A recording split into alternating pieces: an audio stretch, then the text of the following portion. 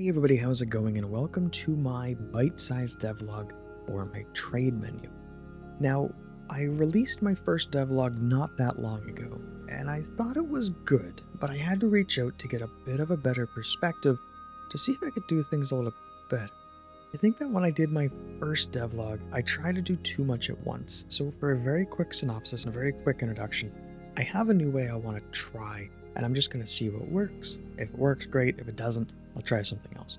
But effectively, I want to create what I'm going to call a bite-sized devlog, which is what this is, as well as a full course devlog. They'll be linked together in the comment section if you want to look at one or the other. I'm still editing the full course meal. The idea is that my bite-sized is going to show off maybe something I learned, the way that my project's changed, and also the feature.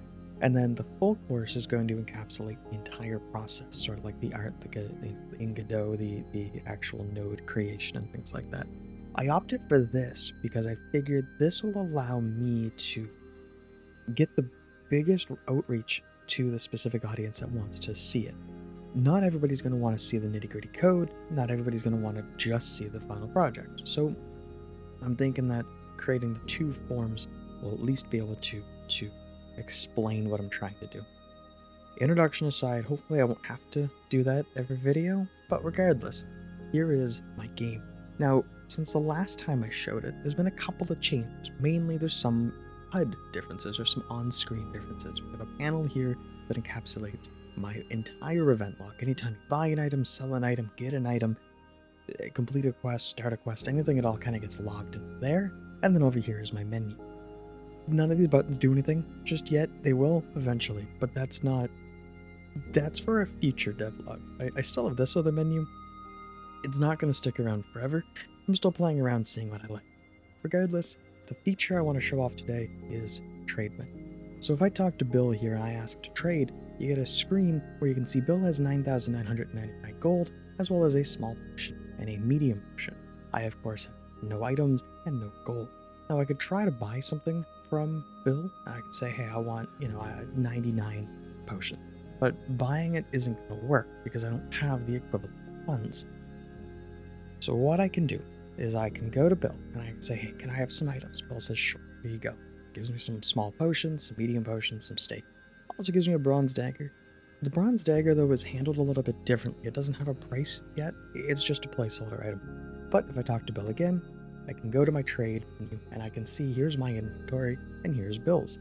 In the future update, there's going to be filters and things like that. The things I didn't really have the time to, or at least the vision to implement. A lot of the way I do things is actually, I draw things out on pen and paper and I see what works. I kind of lack a bit of a mind's eye, and so doing it this way, it allows me to just try things and see what works. So eventually there's going to be filters where you can filter out just the usable items like a small potion, steak, or whatever, or usable items like a bronze dagger or something that you can equip. So perhaps the better word is a usable item and an equip item. So future. Regardless, Bill gave me 50 gold. Now 50 gold still isn't enough to buy one potion, so I can't really do that. Although what I can do is I can do a small potion or a small potion. But this would just be trading a potion for a potion. By the way, these icons are going to be centered. I have to wait a little bit for Godot 4.0 update. There's a reason for it. But anyway, I have the icons here. They're super fancy. Relevancy aside, I just have two small potions. I'm not really gaining anything from doing it this way. So what I can do instead is I can say, you know what? I don't want to just swap a potion for a potion. What I do want to do is I can say I want to offer at least one potion or a medium potion. Because what I can do is I can offer 50 additional gold. It effectively takes whatever difference, and as long as I have the gold requirement, plops it in there. So because medium potion's 150, this is worth 100 plus my 50. It's plausible. The other side of the coin is if I wanted to do two small potions for one medium potion. You can see here 2 small potions for 1 medium. The difference is he ends up offering me 50. Because of course 200 minus 50 is 150. So I can do it this way, and I can go, cool, I want to do that. So now I can see I sold 2 small potions. and I obtained a medium potion. You can see I have 100 gold. So if I go back into my trade menu, 100 gold, everything's good. Although I don't have my small potions anymore because I sold them, obviously. And of course, I can go back and I can say, hey, cool, I want to just sell my 2 medium potions. He offers 300 gold, cool. I now have 400 gold. And you can see I sold 2 medium potions. That's the bulk of it. It effectively, I wanted to create a way that we could trade items. So item for an item. An example is I could do steak or a small potion. And what happens is he gives me 50 additional gold. I hit OK. And then basically the menu itself doesn't update right now, but that's effectively one line of code, not a big issue. But I can see here I have my 1 small potion. And in fact, I can scroll through, but if I go back into the trade menu, I have my small potion. That's a trade menu in of itself. I'm able to trade, I'm able to just sell, and I'm able to just buy. That's what you need to do. And that way I can keep track of everything in a menu. And I can, the sky is the limit with this, and it's probably going to change a million times. Something else I can do with these is if I don't like them, I can hide them, or I can show them. And the last little feature that I added from the last devlog, I can click on an item here. You can see they're actually underlined, and it will actually bring up a little menu where you can learn a little bit more about the item. I'm gonna find a better use for this, but I want this screen to be able to be eligible for items and NPCs and anything, and make it work in dialogue.